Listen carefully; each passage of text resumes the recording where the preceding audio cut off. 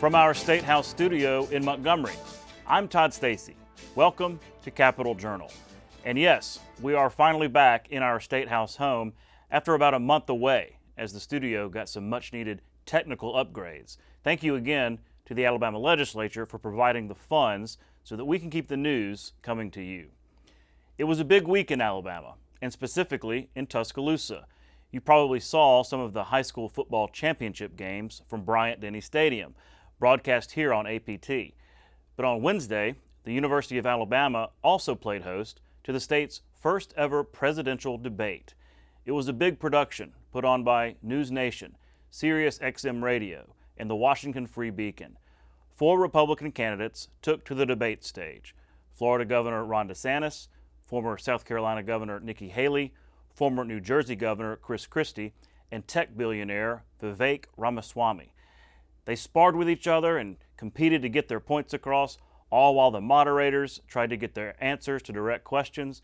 And for all of it, Alabama had a front row seat. I was there for the debate, and let me just say kudos to the University of Alabama for hosting an excellent event and for showing out with the eyes of the nation on our state. Here's a taste of what the candidates had to say. I am sick of Republicans who are not willing to stand up and fight back against what the left is doing to this country. You've got to be willing to stand strong, and you've got to be willing to beat these people. I'm the only one running for president that has beaten these people on issue after issue. We beat the teachers' unions when we did school choice. We beat Fauci on COVID. We beat George Soros when we removed 2 of his radical district attorneys. We beat the Democrats on election integrity. I have delivered results. That's what we need for this country. It is going to take a leader from the outside with fresh legs from the next generation to unite this country.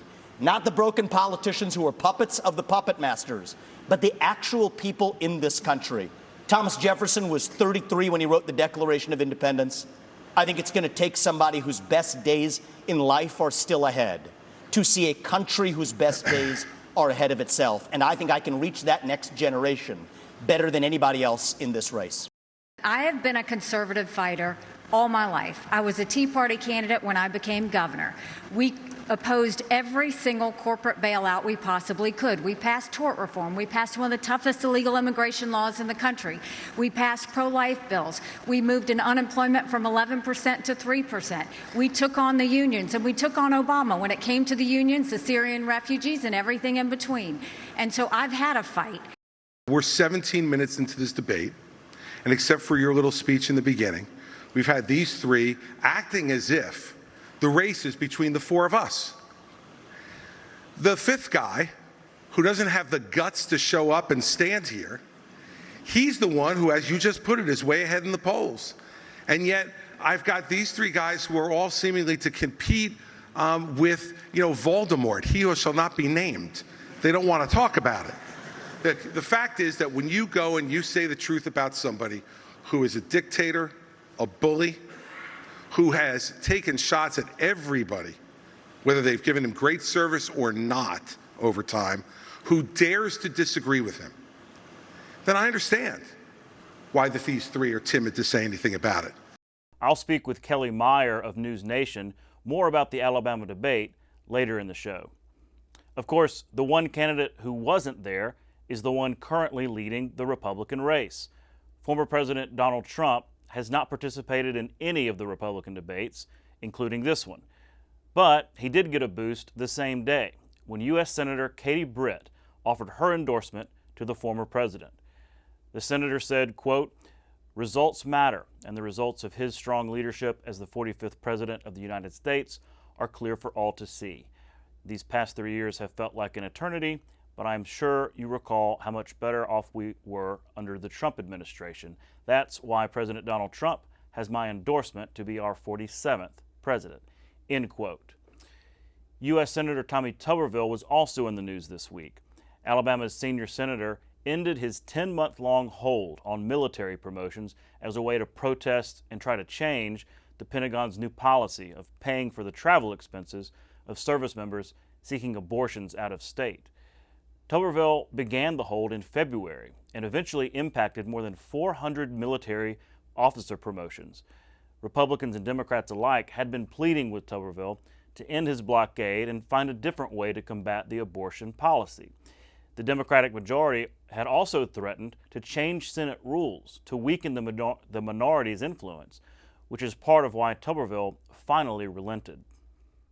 I'm releasing everybody. I still got a hold on, I think, 11 four-star generals. Everybody else is completely released from me. Now, somebody else might, I think there's a few other people got holds on 1 or 2 or 3 people. But other than that, it's over. It was pretty much a draw. I mean, they didn't get what they wanted, we didn't get what we wanted. And, you know, when you change the rules, it's hard to win. And so they changed the NDAA rules. We didn't get to fight for it to leave it in the Senate. And so, just unfortunate the American people didn't get a voice. Back here to the capital city, we've been reporting on efforts to build a new state house to replace this current outdated building. This week, we finally got an estimate on what that new construction is going to cost. Dr. David Bronner, CEO of the Retirement Systems of Alabama, told his board that the new state house should cost $325 million and no more than $350 million. RSA has been tapped by the Legislative Council to execute this project, which includes financing the construction at a low interest rate. That estimated cost does not include demolition of this current state house or construction of new parking structures. Site preparation is well underway on the lot behind the current state house, which used to be a parking lot, making parking exceedingly scarce, just 2 months before the legislative session begins. Well, with the session coming up, there will be some new faces on Senate committees. Last month, former Majority Leader Clay Schofield stepped down to take a leadership position at the Business Council of Alabama, and Senator Steve Livingston was elected to replace him. That opened up some prime committee seats that this week were filled. State Senator April Weaver of Briarfield will now chair the Senate Confirmations Committee. That's the panel that handles all of the appointments made by Governor Kay Ivey and others that require Senate confirmation. State Senator Sam Govan of Huntsville will now serve on the Education, Finance, and Taxation Committee, which crafts the Education Trust Fund budget each year. And State Senator Keith Kellie of Anniston will now serve on the Rules Committee. That's the committee that decides which bills will be considered by the Senate body each day. The Alabama legislature will convene for the 2024 regular session on Tuesday, February 6th. For many, the holiday season is also travel season. Capitol Journal's Randy Scott caught up with some travelers who are finding the best ways to get around this December.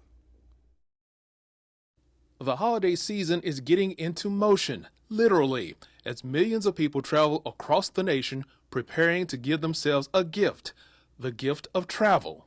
Exciting. Fantastic, yeah. Exciting. Very exciting. This group of future military personnel are a part of the millions expected to fly across the country over the next month. We're excited. No one's worried, right? All right, the team is good. You scared of planes? Where are you going? No. Me? I'm going to Oklahoma. Fort Sill. Here at the airport, our numbers are obviously going to be a little bit smaller, but we are excited that we're getting passengers to be able to come through MGM. There's going to be an uptick, so we're asking people to arrive early. Make sure that you check with your airlines directly to make sure those flights have not changed, and basically keep up with your airline servicer so that you know what to expect before arriving at MGM. Brittany Jones-Dabney is the marketing manager for the Montgomery Regional Airport. She says they're keeping a close eye on the second half of the holiday travel season and ways to keep it flowing smoothly. People are feeling more comfortable about traveling, and they're feeling comfortable with traveling with their family members, and this is a great opportunity for people to start getting back into the skies. You know, MGM provides a local experience from the parking lot to TSA. It's about a 7-minute express. You can't get that anywhere else. Jones-Dabney says there are some rules people need to know to help keep their plans on schedule. Some of the safety precautions that we want to remind people is about those 3-4-3-2 liquids. You know, making sure that if you're bringing in gravy and dressing and things like that, make sure that you are putting them in the freezer. You know, going through TSA, we don't want that experience to be delayed, but make sure that you remember those liquid rules. The Montgomery Regional Airport is also adding new tools to keep passengers moving along. We have a new CT scanner that was introduced to the airport last March. So this CT scanner basically allows you to pack your laptop, your liquids, all into one carry-on. And you don't have to take everything out. You can just leave it in your bag and it goes through the system. The goal: a better traveling experience by helping travelers get and stay ready. Make sure that you're packing your essential medications and things like that. Pack your patients, number one, and also continue to check with your airline services to make sure that they're going to be operating. We don't foresee any cancellations here at MGM. Everything will get out as expected, but also please continue to check directly with your airline providers. So holiday travelers can enjoy their adventure. It's faster and you get to sleep. Yeah, that's for sure. Yeah, I want to sleep. I'm tired. Or some R&R. For Capital Journal, I'm Randy Scott. When we come back, I'll be talking with Kellie Meyer, Washington correspondent for NewsNation, who was part of the team putting on the debate in Tuscaloosa. Then I'll be joined by Katherine Robertson, Chief Counsel for Alabama Attorney General Steve Marshall, to discuss a number of topics, including potential ethics code revisions and gambling. And continuing our effort to get to know candidates in the newly redrawn 2nd Congressional District, I'll sit down with Shomari Figiures, who is running as a Democrat for that seat. We'll be right back. You can watch past episodes of Capital Journal online at video.aptv.org. Capital Journal episodes are also available on APTV's free mobile app.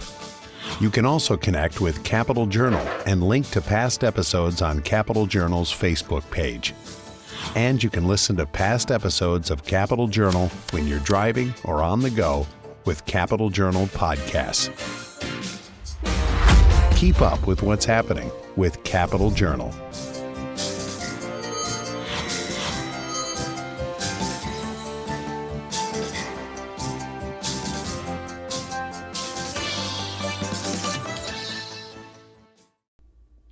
This week's GOP presidential debate in Tuscaloosa was a first for Alabama. It was also a first for NewsNation, the cable news network that televised the debate. And joining me now from NewsNation is Washington correspondent Kellie Meyer. Kellie, thanks for coming on Capital Journal. Thanks for having me. Well, I know it was a long week in Tuscaloosa from y'all's perspective. Y'all spent really a week there preparing for this big debate. Is everybody getting back to normal? I know you're back in D.C. Does it feel normal yet? I do feel like I'm still in a little bit of a blur. It was such an exciting week, and it feels like, it's kind of sad too for it all to be over, because it was so much preparation and just so exciting to be a part of this, and really for us to be together there as a team. We had so many people from NewsNation, some people that I have never seen in person and met them in real life. So even beyond just the debate, just being there to be with my team and to really just celebrate this moment and to see people tuning in some for the first time, it just feels like a dream. We're so happy. We're so proud. But it's nice to be back in D.C. and I'm excited to get back to work doing more politics here from our nation's capital. But it was a blast to be in Alabama. So thank you to everybody for welcoming us with open arms. Yeah, well, look, y'all have a lot to be proud of. I was really impressed with not just the debate itself, but the production from, visiting with your crew on set and with Elizabeth Vargas, who did such a great job as the moderator. Just top to bottom, it was really impressive production. So talk about what goes in to planning an event like this. It must be months worth of, planning how this all is going to be orchestrated. Months, and really just even planting the idea and even pitching it to get this debate even on their radar with the RNC, to pitch that, to make sure that they know who we are and say, okay, yeah, we'll do a debate with NewsNation. That's an accomplishment in itself. And I know our main leader, Sherry, she really took the helm of this and made this possible along with everybody else at NewsNation. So once the wheels were in motion, once they got that off the ground, it was planning. I mean, I don't even know everything that they must have put into that, but the sets, the promotion, the getting the word out, just beyond. Not only the debate hall set, you had the spin room where the candidates go afterwards and kind of spin how the debate went, all the media coming in from across not only the country but the world. And then, as you mentioned, the set that we had on the quad at University of Alabama was beautiful. We had a drone with drone shots going over. It was just beyond anything I could imagine. I know we had a lot of help from, I'm sure, local vendors as well, which was amazing for them to come out and pitch in and help us out. So it truly was a team effort, but I've definitely been hearing from folks from other networks and friends and family tuning in saying that was the best debate they've seen. So not to be biased, I know it's our company, but I'm really proud of what we were able to do. I would agree with that. I think it was the best. And you're right about the set on the quad there. The last hit that I did was at sunset last night, or I guess it was Thursday night at sunset, there on the quad with Denny chimes in the background and a little bit of the stadium and just a beautiful sunset. So even this Auburn guy can admit that it was a very beautiful backdrop there on the campus of the University of Alabama. Well, let's talk about the debate itself. As you mentioned, I do think it was probably the best quality debate in terms of interaction between the candidates and all that. So what were some of your takeaways as a reporter from the debate itself? Yeah. I think a lot of myself and my colleagues were also talking about how the moderators, first off, did such a great job and let the candidates talk and didn't interject too much when they needed to, but they also let the conversation flow and go. So it wasn't so much, fighting, there was some of that, but it was also allowing them to develop into that discussion over these policies. So I think that was great. I think it did help that there were fewer candidates on stage because it gave an opportunity for each of them to have their questions. And I thought it was interesting, and Colin, like Shane and I were talking about this on set on Thursday, was that Elizabeth came on and said, and we were talking with the producers as well, they were keeping track of, how many candidates got how many questions and how much time each candidate was getting. And they were working in the control room to make sure that each candidate had their fair shake and had, had enough time and got the questions. And I thought that was really thoughtful because they wanted to make sure that everybody had the chance to answer. And I thought, in terms of what we heard from the candidates, Chris Christie, I thought, really came out and had a lot of face time in that debate compared to others. Really came after Trump, but also the other candidates, and also came to the defense of Haley when Ramaswamy was coming at Haley. I think the moments with Christie and Ramaswamy were definitely notable. A lot of people saying that DeSantis was able to get into, his stance a lot and had a good night. So I think every one of the candidates was able to walk away with, a good amount of airtime and a good chance to let the voters know who they are, with this being the last final debate of the year before we head into Iowa and New Hampshire. Right. Yeah. It's a tough job that the moderators have. I was in the hall and I was feeling sympathy for them, especially because you've got the candidates have their fans in the crowd, right? They've got their own seats. We were sitting next to some of them. They're not supposed to clap or boo, but they did it, and so, so the moderators have to, moderate the candidates, but also the crowd. So it's a really tough job, but I thought they did really, really well, all three of them. Well, the 800-pound gorilla in the room was Donald Trump, right? He obviously declined to come to this debate, just as he's declined the previous three. And so we probably won't see him on the debate stage. Do you think that makes it tougher for these other candidates to make a dent into his really big lead right now? It's tough. I mean, they had to come out there to show voters that there was another option besides Trump. But whether or not they were able to do that, it remains to be seen. It's going to be up to the voters when we head to those early nominating states. He has such a lead.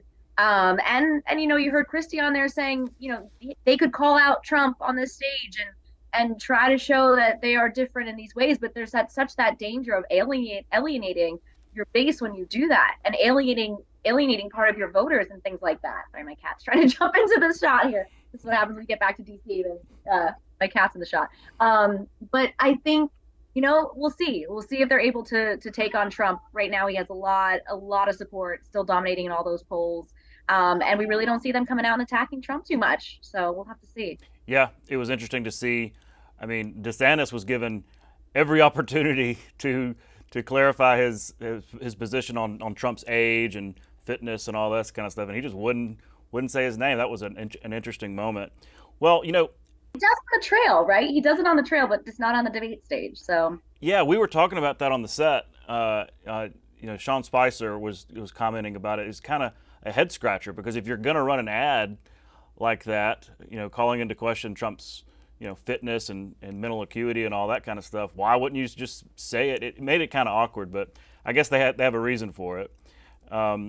So it strikes me that Alabama sometimes can play an outsized role in presidential politics. I mean, I'm thinking back to 2015 when then Senator Jeff Sessions had the big endorsement of Trump that really was a meaningful moment for them. And you had the two big rallies in Mobile and in Huntsville. And so Alabama, somehow, we're not used to that, was playing a big role in presidential politics. I'm curious, from your time in Tuscaloosa, if you got to interact with any Alabama voters and what your perspective was from hearing from them. I think, yeah, NewsNation, we got out there and talked to a lot of, especially the younger college students. Obviously, we know Alabama has such, support for Trump. He won there in the last two elections. We saw Senator Britt, I believe, coming out the day of the debate endorsing Trump.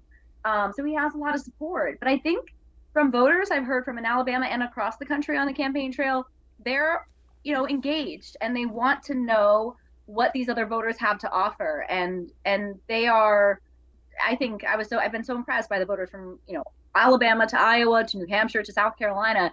They're wanting to hear the message and they're making, a concerted effort, and they're thoughtful with their questions and with keeping in mind that this is an important decision. So I think there's a lot of minds that maybe not be made up. I know that a lot of people do like Trump and what he did for the country, but I do think that a lot of people are going into this with an open mind as well. Yeah, we reported on some polling back in February. So this is almost a year ago when Trump had a lead, but it wasn't insurmountable. He had about 49%, and DeSantis was right there at like 36%. This is in Alabama, but it was those indictments that really started to make Republicans rally around Trump and really hurt the other candidates. And that hasn't waned, and we'll see if it does. Well, look, I wanted to give you an opportunity to talk about NewsNation. Some viewers were probably tuning into your network for the first time because it's only been around a little while. So talk about NewsNation, its story, where it came from, and how it's going. Yeah, no, I appreciate you giving us the chance to talk about that. And I'm so proud to, especially after the week we had and really giving people a chance to get to know who we are. We have not only just a great, team of journalists and then those people behind the scenes, but we really have people from all aspects of television journalism and journalism across the country. And it really came together off of just really wanting to be something down the middle, especially from being in Washington. So many things are so divisive and so far right or far left. I think, the brainchild and the thought process behind this was, let's create something. Everybody's saying we want to hear the news. We want to get back to the news. We want to hear, both sides, but keep everything, let's go down the middle and talk to also people who aren't heard from and talk about to middle America and what are voters really saying. So I think that was really the mission behind NewsNation. We say our saying is news for all America, and we truly believe that. And we're really trying to present the news without bias. I try to do that in my reporting, especially here in Washington, where the stakes are so high and where the information matters so much. So we're really proud to offer that. And I think the more people learn about us and come on and watch, I think they'll start to see that and hopefully become a lifelong viewer. Well, I think you got a lot this week, and it was interesting because after the debate and in conversations about NewsNation, again, I'm sitting with people and interacting with people who really hadn't heard much about the network for a while. We're saying, man, I got to give them a shot. I'm going to give them a watch. And so I think you picked up a lot of viewers here in Alabama, but throughout the nation, because that is the right mission of news. That's what we try to do here at APT, and you should be commended for that. So thank you for choosing Alabama. I guess it was the RNC, but thanks for coming. Thanks for all your work in preparing for the debate and getting it executed. And congratulations. Really a top-notch event. Y'all have a lot to be proud of at NewsNation. Thank you. That means so much, and so appreciate you having me on and talking about NewsNation. And it was such a pleasure to be in Alabama. That was actually my first time there, so it was such a memorable time, and I can't wait to come back. Absolutely. We'll have you back. Thanks again for joining us. Thank you. We'll be right back. St. Stephen's was chosen as Alabama's first seat of government and served as its territorial capital between 1817 and 1819. The first session of the Alabama Territorial Assembly met in the Douglas Hotel. A once bustling frontier town, the settlement of St. Stephen sat atop limestone bluffs overlooking the Tombigbee River. Today, the long-abandoned town is referred to as Old St. Stephen's and is an historical park and archaeological site. You're watching Alabama Public Television.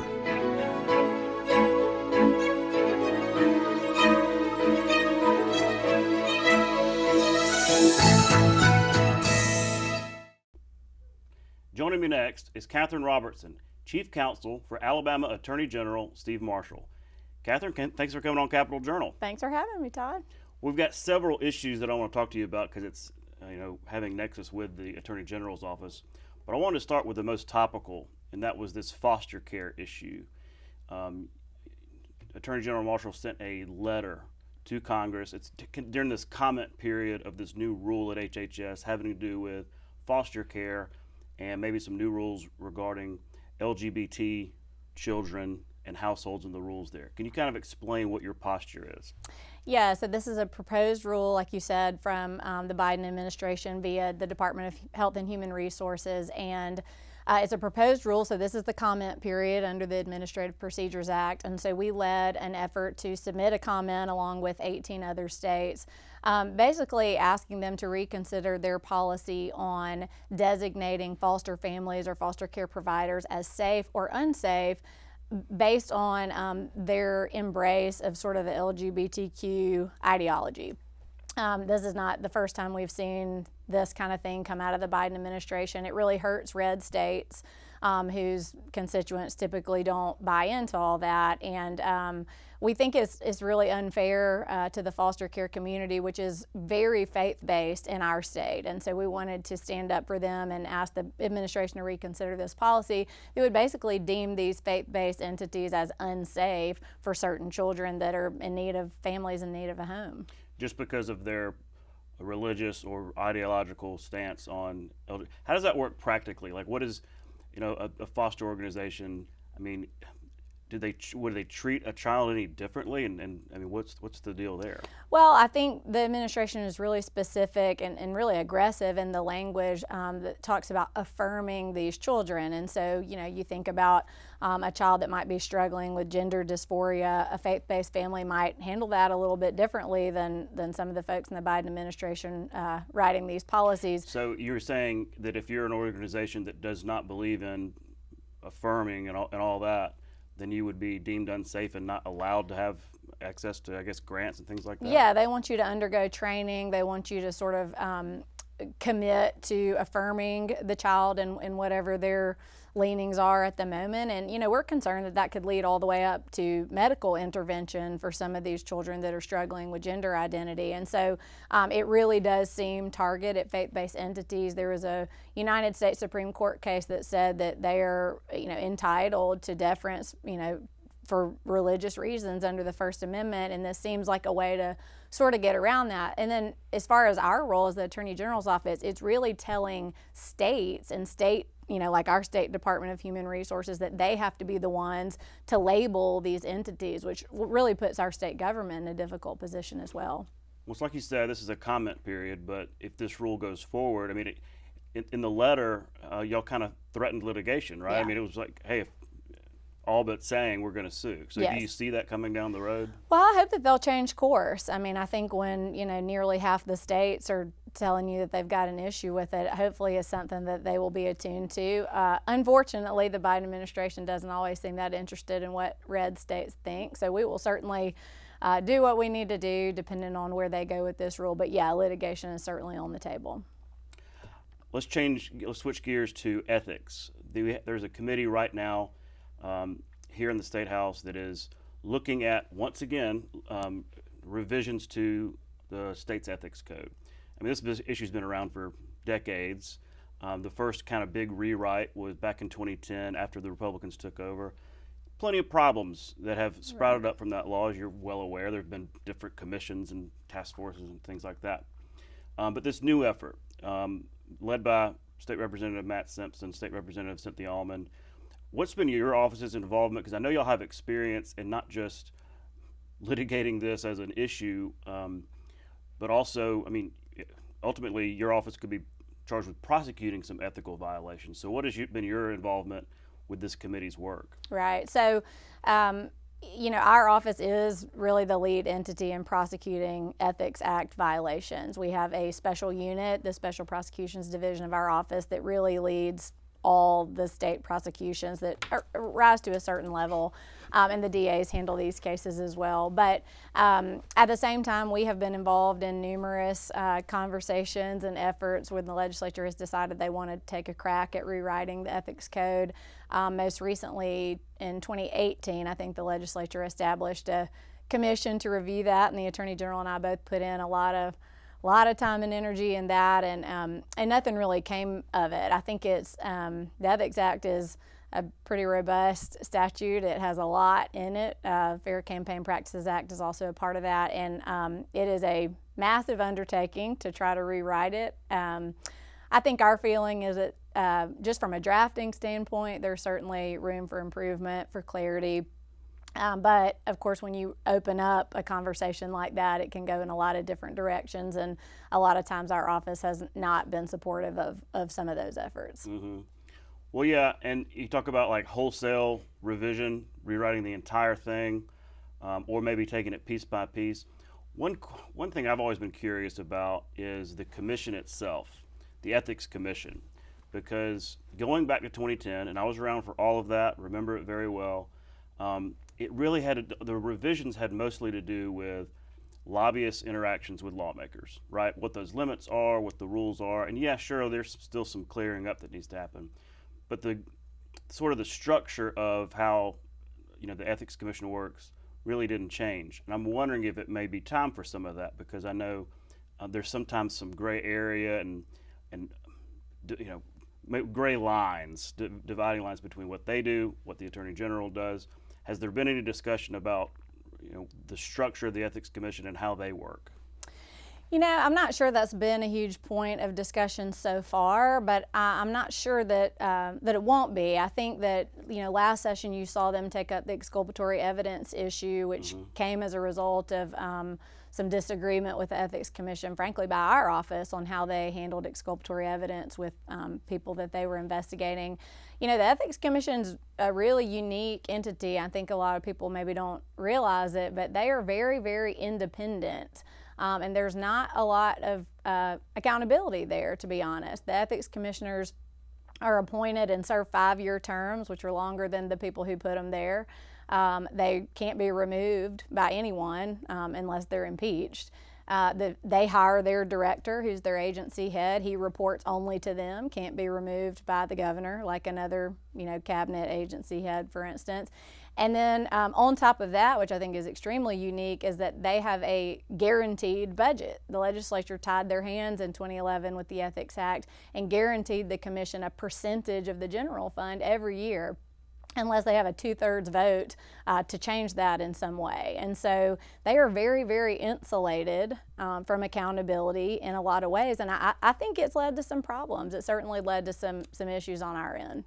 But I could see that independence, that insulation being really valuable when it comes to something like ethics. Yeah. Because you don't want it to become a political entity that is beholden to the governor or the AG or anybody else that is a political officer of the state. Don't you need some independence on that ethics commission? I think you do when it pertains to the commission itself. So you think about the Pardons and Parole Board. We went through sort of a reform of that, and what you had was a separation of the people voting on parole from the agency itself. And now the agency head of that organization is a cabinet member, and it operates like any other state agency, separate from the people actually casting those votes. So yes, for the commissioners themselves, some independence is good, but I think for the whole agency to sort of be beyond the reach of an elected official, the executive or the legislature, is a problem.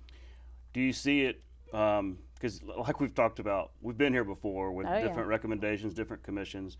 In your following of this new committee's work, do you see it happening this session? Do you think there will be legislation? We're coming up on February. I know they're working towards some legislation.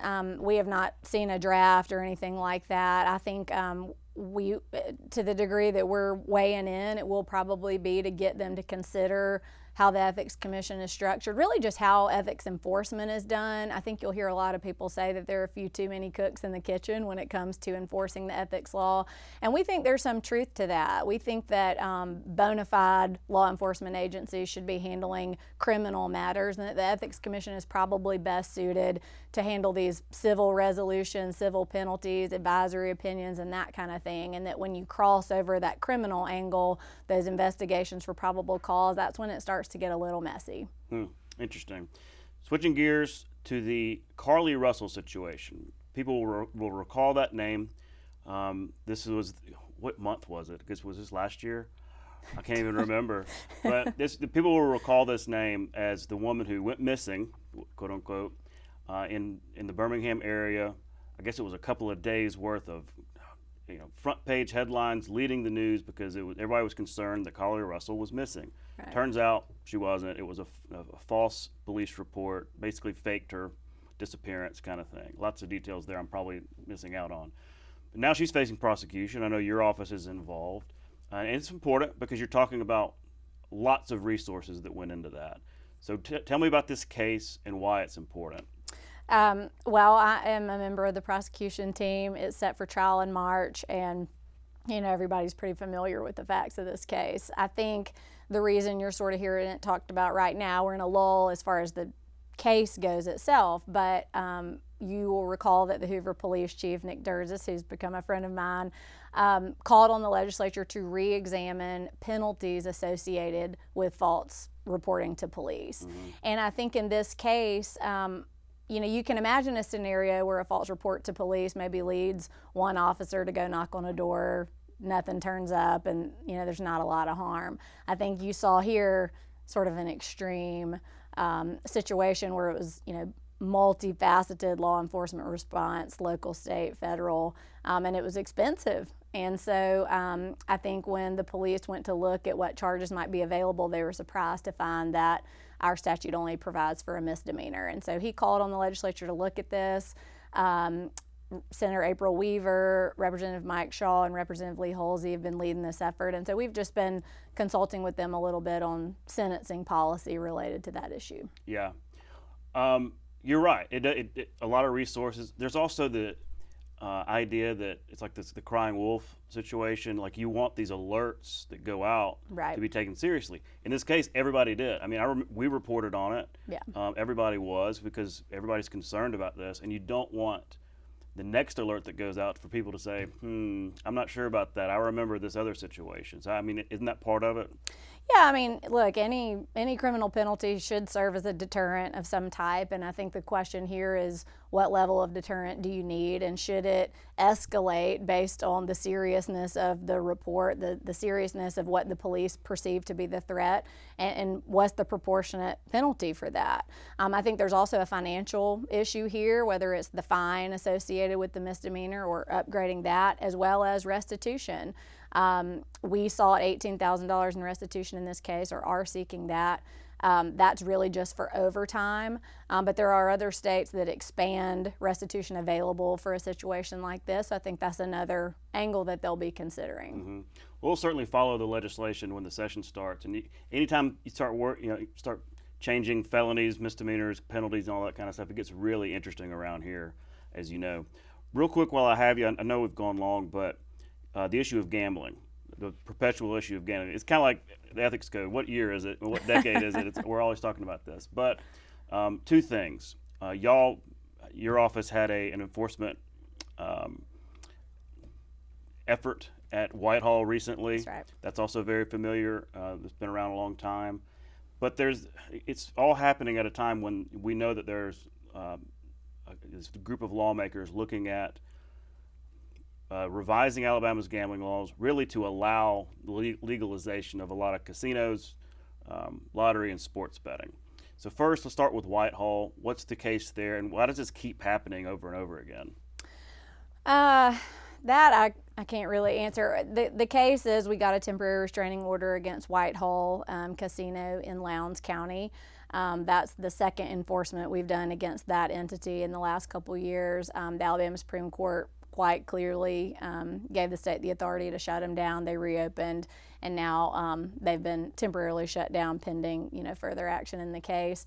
I think that's what our office is really good at, is trying to deal with the larger casinos where there is support from local law enforcement on the ground. I think what you see now is that you see these sort of small-time entities popping up around the state. You keep hearing these wild numbers. Sometimes it's just a gas station with a machine in the back, but clearly our office is not capable of policing this issue by ourselves. We really, really depend on local law enforcement partners. That's their constitutional duty. That's their oath of office. And in Lowndes County, we had that. It was a joint effort between local courts and local law enforcement in our office. And when you have that, it is very effective. It's not always the case, though, because I remember in Macon County years ago, the entire sheriff's office is funded by, Victory Land and all that kind of stuff. So there's kind of sometimes some conflict there. Yeah, it's not everybody's favorite issue to enforce. I think there have been some parts of our state where law enforcement, for one reason or another, or leadership, I should say, decided to turn a blind eye. And of course, when you do that, people are going to push the envelope. So as these enforcement actions are happening throughout the state, and I've described it as whack-a-mole, you shut one down and another one pops up. As that's happening, you're also seeing this legislation being developed. Have y'all opined at all on this? Have you been asked about it from these lawmakers that are looking at a big expansion? No, I wouldn't say we've been very engaged in those discussions. Okay.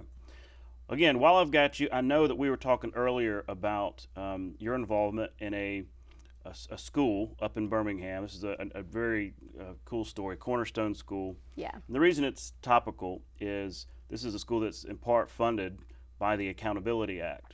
And this is where taxpayers can offer money for scholarships and get a tax write-off themselves, but also support someone getting an education at a much needed, getting out of a bad situation into a better one. Tell me about Cornerstone School, and tell me about how the Accountability Act helps it exist. Yeah, thank you for asking about that. It's one of my favorite topics to discuss, way more fun than the rest of the things you've asked me about.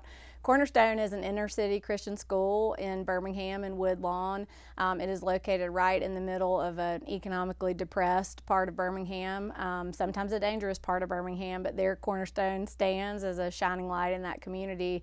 And Cornerstone has greatly benefited from the tax credit scholarship program that the legislature established and later expanded under the Accountability Act. And essentially, coming up on the end of the year, when you think about your year-end giving, there is a way to give to schools like Cornerstone with the taxes you already owe to the state of Alabama. So you can basically transfer your tax liability to one of these scholarship granting organizations that will then go directly to the children who are wanting to attend one of these schools that are participating in the tax credit scholarship program. And just speaking from experience in Cornerstone, I've been involved there for about 10 years, and the results are truly incredible. And it is just such a good deal for the taxpayers. It's a great deal for the state.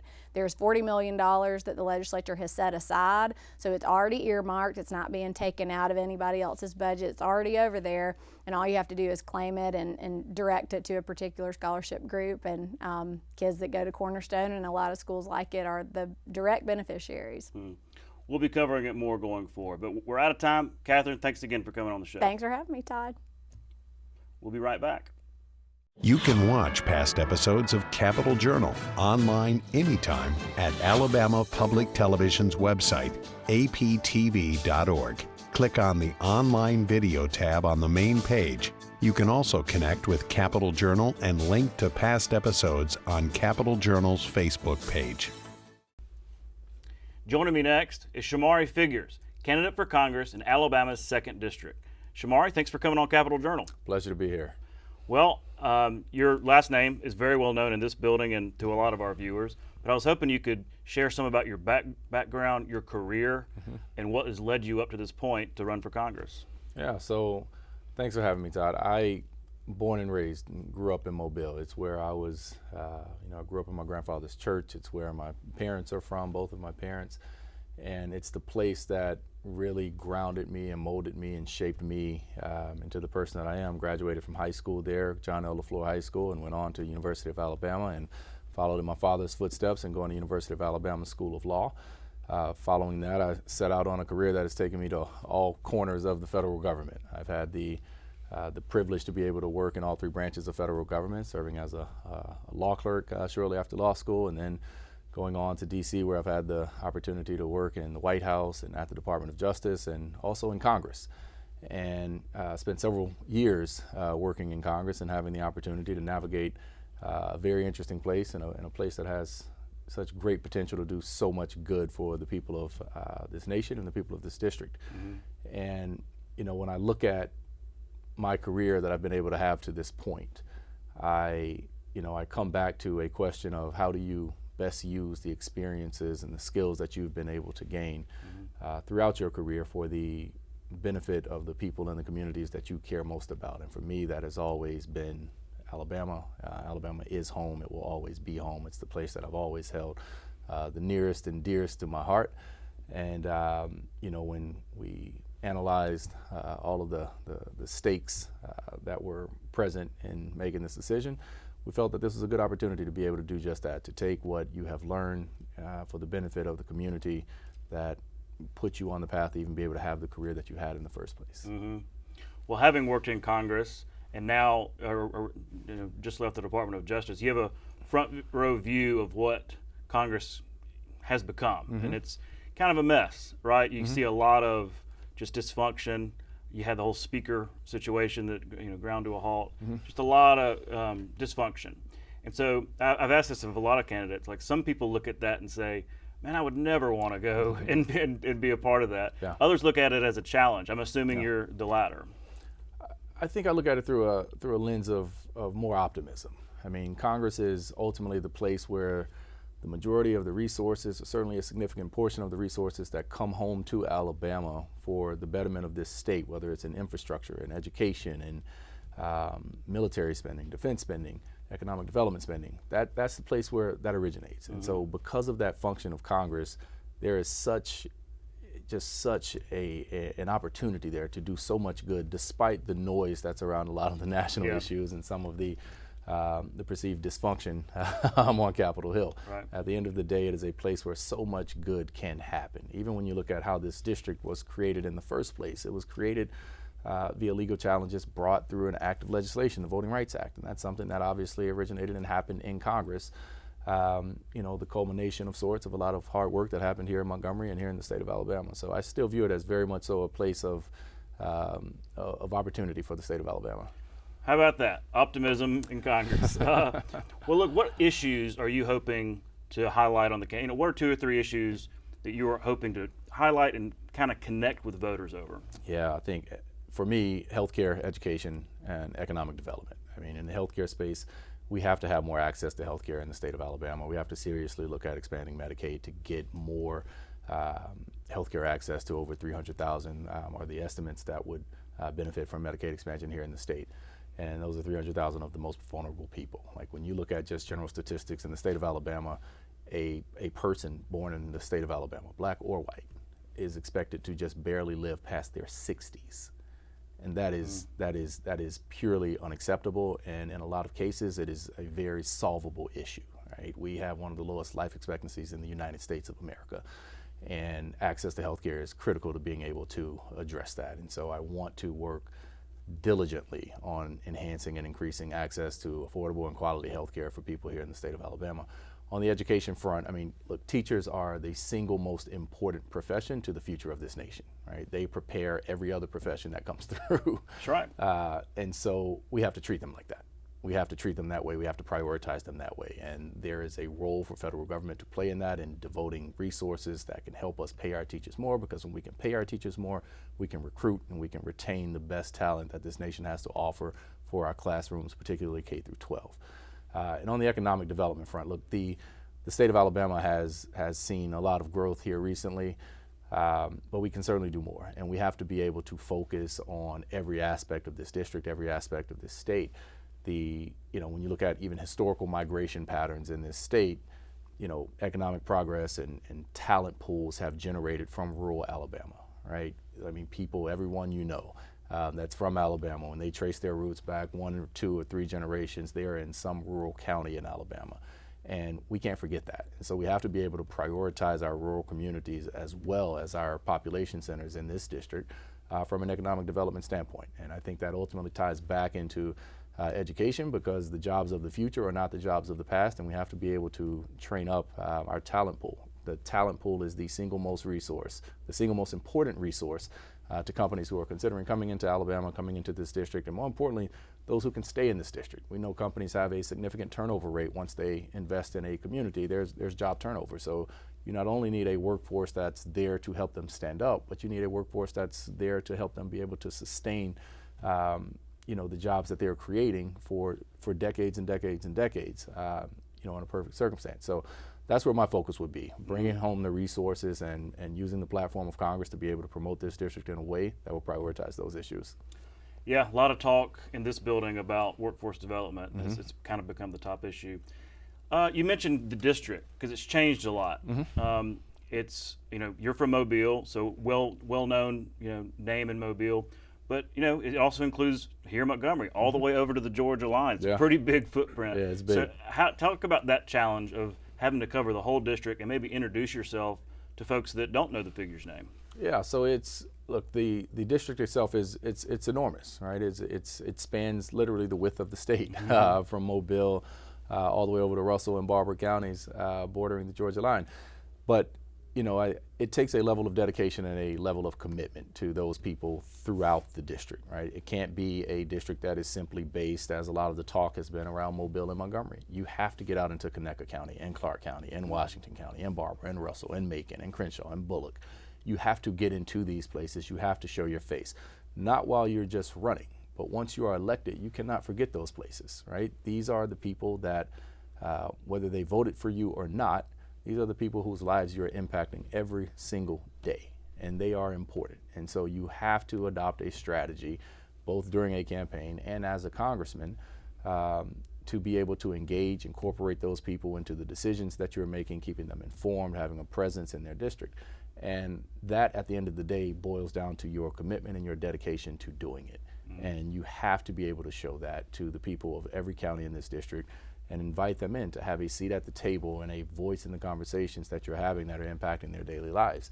And that's one of the reasons I think it's so important to be of and from this district and in this district while you're running for campaign, and certainly if you are elected to serve, right? Because you have to have that direct touch point to the people of this district. Well, it's also changed demographically. Sorry. And it strikes me that so many districts around the country, most of them probably, are they're so lopsided that really all you have to worry about is winning the Republican primary, and you don't worry about the general, or the other, winning the Democratic primary, and not have to worry about a Republican opponent. This one seems more competitive, though. It's probably lean Democrat, but it's still going to be competitive. And so that brings up a special challenge, because you've got to win the Democratic primary, you've got to appeal to that base, but then come the general, maybe also appeal to the independent, more moderate voters. So are you the kind of candidate that can do both, that can appeal to the Democratic base, but also come general election appeal to those independent, moderate voters? Yeah, I think it's about appealing to the people of the district as a whole, and not trying to cater to any one side or to any one ideology or another, right? Like the people of Alabama, the people that I've been able to talk to, had the privilege of talking to throughout this campaign to this point, they really care about a lot of those issues that we currently discuss. They really want to know that they're going to have good jobs, that their children are going to have a better future than they had for themselves, and that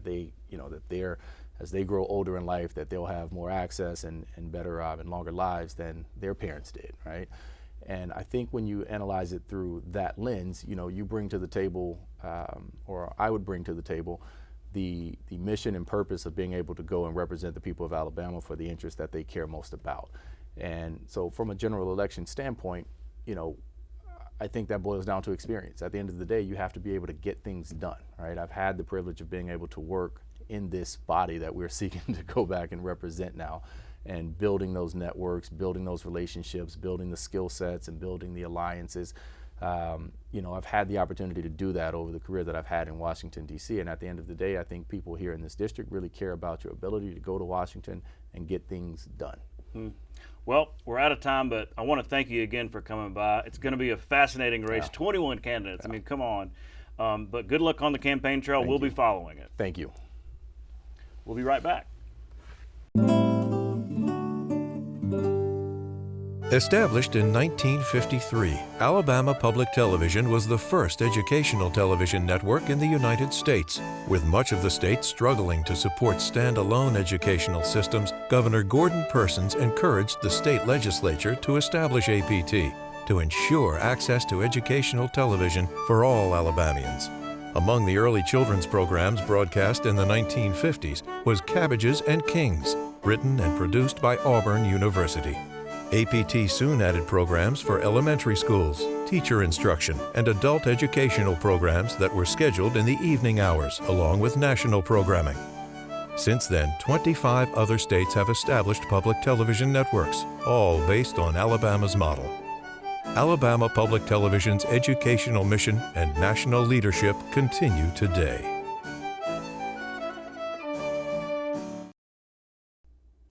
That's our show for this week. Thanks for watching. We'll be back next week at the same time, right here on Alabama Public Television. For our Capitol Journal team, I'm Todd Stacy. We'll see you next time.